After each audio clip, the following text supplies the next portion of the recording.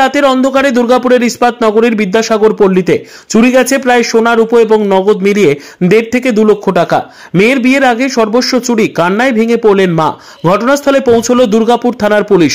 ওই এলাকার একটি বাড়িতে থাকেন মধুমিতা পাল নামের এক বৃদ্ধা মহিলা। তার মেয়ে হায়দ্রাবাদে থাকেন কর্মসূত্রে।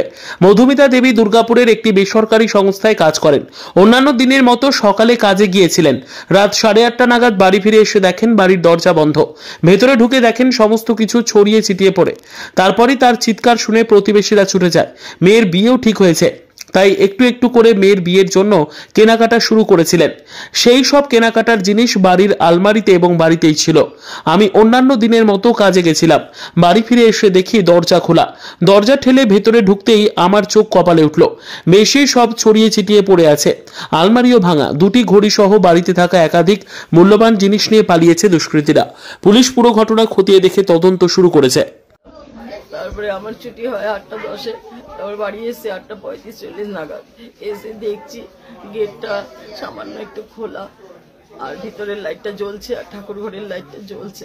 তা আমি বাড়ি থেকে চিৎকার করে মেয়েকে ডাকছি, মাম তুই কি চলে এসেছিস বাইরে থেকে আমাকে সারপ্রাইজ দিবি বলে? তো কোনো সাড়া পাচ্ছি না। তারপর বলছি যে আমার ঘরের ভিতরে কি তোমরা কেউ আছো? তাও সাড়া পাচ্ছি না। তারপরে আমি একটা পাপ দিতে না দিতেই দেখছি ঘরের এই তছনছ অবস্থা। তখন এই পাড়ায় সবাইকে আমি ডেকেছি। কি মনে হচ্ছে কত টাকার জিনিস এমনি নিয়ে গেছে? এখন পর্যন্ত কি দেখলেন? আমার কদিন আগে 1,30,000 টাকা দিয়ে একটা ছেলের আংটি এনেছিলাম, ছেলেকে দেবো বলে, মানে মেয়ের জন্য আর কি। একটা করে বানিয়েছি একটা মেয়ের আংটি, 20,000 টাকা ছিল আর সমস্ত ভাড়ের পয়সা ভর্তি ছিল।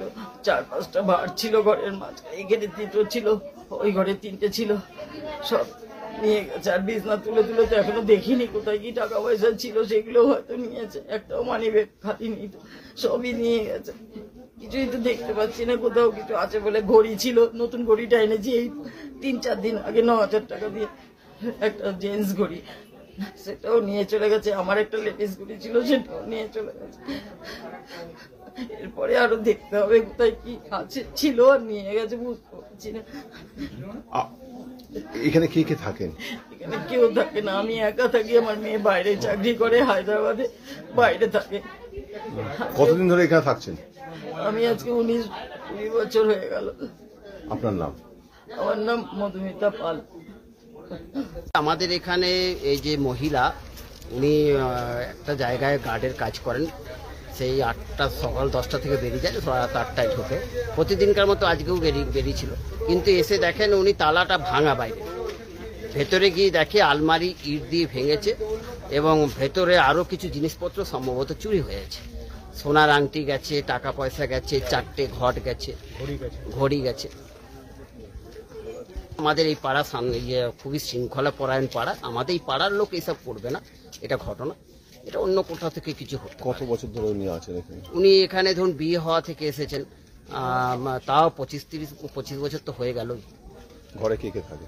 ঘরে মা আর মেয়ে। মেয়ে আউট অফ স্টেশন আছে, কর্মসূত্রে বাইরে থাকে। আমরা যা মনে করছি যে সোনা গয়না টাকা পয়সা মিলিয়ে প্রায় 1.5 লাখ টাকা চলে গেছে।